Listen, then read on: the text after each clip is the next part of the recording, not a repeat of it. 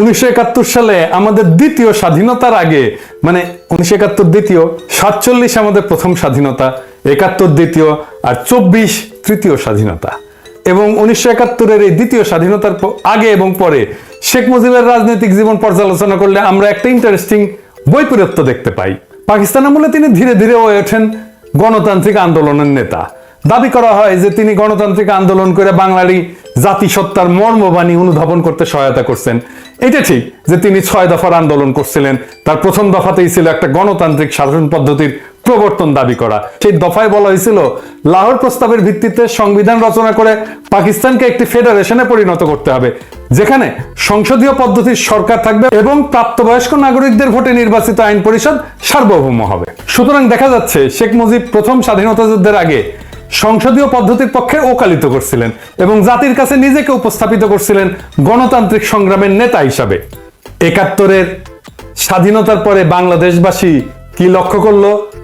বিপন্ন বিস্ময়ে দেখলো গণতন্ত্রের ধ্বজাধারী মুজিব কি দ্রুততার সাথে সংসদীয় পদ্ধতিকে ছুঁড়ে ফেলা ফ্যাসিবাদী একনায়কতন্ত্র কায়েম করলো। সেই সময়ের বিরোধী রাজনৈতিক দলগুলোর সংখ্যা এবং শক্তি ছিল খুবই সীমিত এবং নগণ্য। সেই অল্প সংখ্যক সীমিত কণ্ঠ তার সহ্য হয়নি। সকল রাজনৈতিক দলের বিলুপ্ত ঘটায় স্বৈর শাসক মুজিব অতি দ্রুতই প্রতিষ্ঠা করলেন কুখ্যাত বাকশাল। সংসদে বাকশাল অনুমোদনের মাত্র 15 মিনিটের মধ্যে নিয়ম বহির্ভূতভাবে প্রেসিডেন্ট পদে শপথ নিয়ে তিনি বনে গেলেন দেশের সকল ক্ষমতার একছত্র অধিকারী। তাকে অপসারণের কোনো ধারা রাখা হলো না। তার কীর্তিকলাপ এতটাই ভয়ঙ্কর ছিল যে তখন তাকে তাজউদ্দিন আহমেদ হিসর করে দিয়ে বলছিলেন যে আপনাকে শান্তিপূর্ণ পথে অপসারণ করার পথ আপনি বন্ধ করে দিলেন। সেই সময়কার বাকশালের স্লোগান ছিল এক নেতা এক দেশ, বঙ্গবন্ধুর বাংলাদেশ। শেখ মুনি আরো এক ধাপ আগায় যেয়ে বলতেন জনতার শাসন নয়, মুজিবের শাসন চাই। অন্য সকল ফ্যাসিবাদী রাষ্ট্র এবং সরকারের মতো মুজিবের বাংলাদেশ হয়ে গেল এক দলের অধীনস্থ এক ব্যক্তির শাসন। একটা রাষ্ট্রের 3টা শাখা বা অংশ থাকে: নির্বাহী বিভাগ অর্থাৎ প্রশাসন, আইন বিভাগ অর্থাৎ সংসদ এবং বিচার বিভাগ অর্থাৎ আদালত। মুজিবের হাতে কুক্ষিগত হলো এই সবগুলি বিভাগ। তিনি নিজেই পরিণত হলেন রাষ্ট্রে। ঠিক একইভাবে হাসিনা পরিণত হয়েছিল অতি রাষ্ট্রে। এইভাবেই স্বাধীনতা যুদ্ধ পূর্বকালের গণতান্ত্রিক অধিকার আদায়ের সংগ্রামের নেতা মাত্র 4 বছরের কম সময়ের মধ্যে বাংলাদেশে ফ্যাসিবাদী একনায়কতন্ত্রের আইকন হয়ে উঠলেন। ফ্যাসিবাদের এমন একটা আইকন স্বদেশের গণতন্ত্র, মানবাধিকার, এমনকি স্বাধীনতা, সার্বভৌমত্ব, আঞ্চলিক অখণ্ডতার প্রতি কত বড় হুমকি সেটা তৎকালীন সমাজের সকলেই অনুধাবন করছিলেন। সেই কারণেই ফ্যাসিস্ট শেখ মুজিবের নিষ্ঠুর, আকস্মিক, রক্তাক্ত এবং মর্মান্তিক মৃত্যুতে দেশবাসী চমকিত হইলেও হাত ছেড়ে বাঁচছিল এবং খুশিতে আনন্দে ফেটে পড়ছিল। এডিরে সাহেব এখন সেই পার্টি সং বাজান, যেই পার্টি সং আমাদের বাজানো উচিত ছিল 1975-এর 15ই আগস্টের পরে। সেই একদল বীর সেনানী, সেনাপতি বাংলাদেশকে তখন মুক্তবাজার অর্থনীতি এবং গণতান্ত্রিক বিকাশের মুক্ত স্বাধীন পদে পুনঃস্থাপন করেছিল।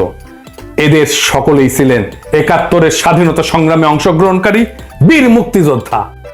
আমরা তাদের অবদান এবং আত্মত্যাগের কথা ভুলে গেছি। ওই সকল বীরকে সঠিকভাবে মূল্যায়ন, স্মরণ, শ্রদ্ধা করতে ব্যর্থ হয়েছি বলেই এই প্রিয় স্বদেশ এখনো দুর্গতি থেকে বের হয়ে আসতে পারেনি। 15ই আগস্ট ছিল একটা বিপ্লব, যে বিপ্লবের ওনারশিপ কেউ নিল না, কিন্তু জনতা সেই বিপ্লবের নায়কদেরকে অভিষিক্ত করছিল রাজপথে উচ্ছ্বাস করে, উল্লাস করে। বাংলাদেশের ইতিহাসের নায়করা হলো উপেক্ষিত, আর সেটাই হয়ে উঠল বিপ্লবকে সংহত না হতে দেওয়ার প্রথম ধাপ। বিপ্লব হয়ে গেল বেহাত। সে বিষয়টা আজকে আর আলাপ না করি, কিন্তু আমি অগাস্ট বিপ্লবের সমস্ত সেনানায়কদেরকে, সমস্ত সৈনিকদেরকে আমার বিপ্লবী সালাম জানাই। আজ আবার একটু হিসাব মিলায় দেখা যাক, স্বাধীন বাংলাদেশের প্রথম শাসক শেখ মুজিব কি দেশে সরকারিভাবে বিচার বহির্ভূত প্রথম হত্যাকাণ্ডটি ঘটে শেখ মুজিবের নির্দেশে। বিপ্লবী বামপন্থী নেতা সিরাজ শিকদারকে খুন করেই তিনি ক্ষান্ত হন নাই। জাতীয় সংসদে দাঁড়িয়ে দম্ভভরে চিৎকার করে ঘোষণা করছিলেন, কোথায় সেই সিরাজ শিকদার? তখনই দেখা গেছে শেখ মুজিবুর রহমান নিজেকে মানুষের বাঁচা মরার নিয়ন্তা ভাবতে শুরু করছিলেন।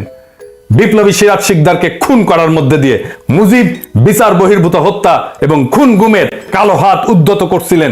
শীঘ্রই তা বহুগুণে সম্প্রসারিত হয়েছিল তৎকালীন বৈষম্য বিরোধী সংগ্রামরত হাজার হাজার বাম প্রগতিশীল নেতা কর্মী সংগঠকদের দিকে কেউ রেহাই যায় নাই।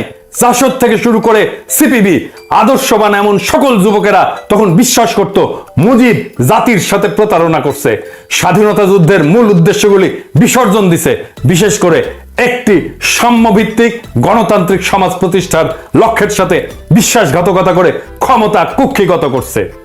মুজিব আমলে তার তৈরি কুখ্যাত রক্ষী বাহিনীর হাতে নিহত হন প্রায় 30,000 তরুণ যুবক, যারা ছিলেন আজকে বাংলাদেশের চলমান ছাত্র আন্দোলনে অংশগ্রহণকারীদের মতোই আত্মোৎসর্গের জন্য প্রস্তুত অকুতভয় তরুণ সম্প্রদায়। মুজিব আমলেই শুরু হয় নির্বাচনী কারচুপি।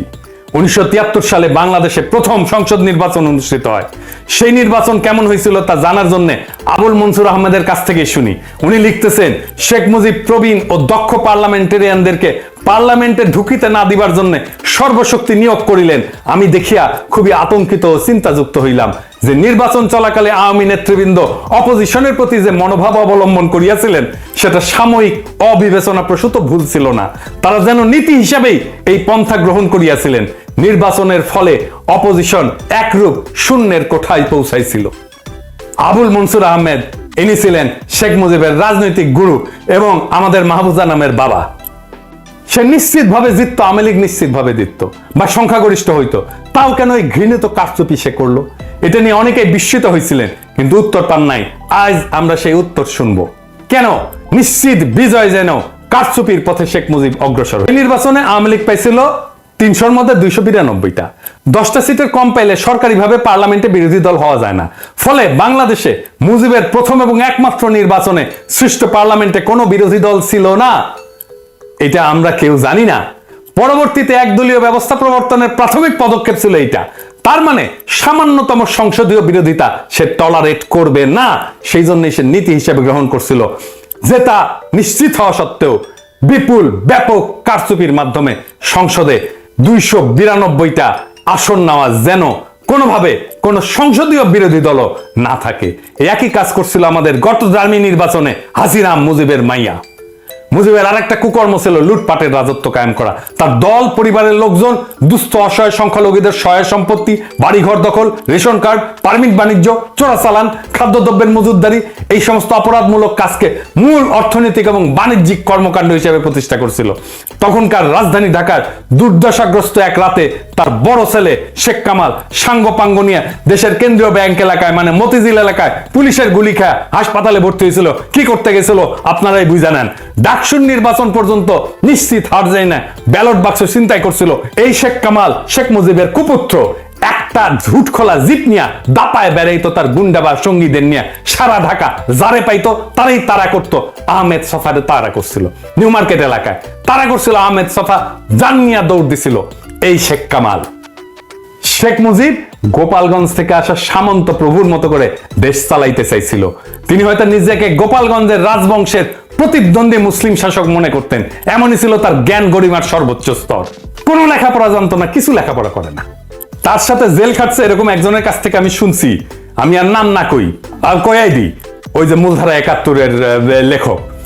উনি বলছিল আমাকে যে শেখ মুজিব একটা বই নিয়ে যায় জেলখানায় যাওয়ার সময়, আর ওই বইয়ের এক পৃষ্ঠা সারাক্ষণ পড়ে এবং জেল থেকে বের হওয়ার সময় ওই এক পৃষ্ঠা সে শেষ করতে পারে না।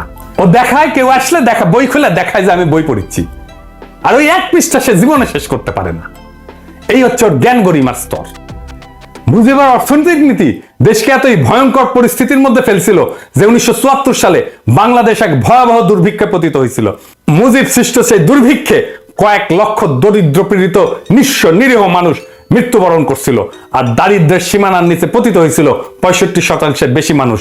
নোবেলজয়ী অর্থনীতিবিদ অমর্ত্য সেন তার গবেষণায় দেখাইছিলেন সেই দুর্ভিক্ষ খাদ্যের অভাবের জন্য ঘটেনি, ঘটছিল মজুতদারির কারণে।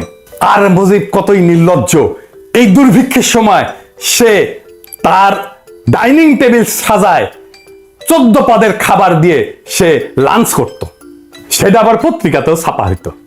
কেমন নির্লজ্জ একটা।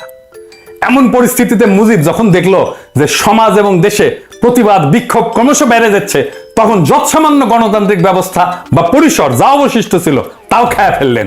গণতন্ত্রের পথ অনুসরণ না করে প্রবল স্বৈরাচারী ব্যবস্থা অর্থাৎ লৌহ কঠিন শ্বাসরুদ্ধকর ফ্যাসিজমের পথে পা বাড়াইলেন। শাসন এবং শোষণ করার সবচেয়ে অগণতান্ত্রিক এবং নিষ্ঠুর রাস্তাটি বেছে নিলেন শেখ মুজিব।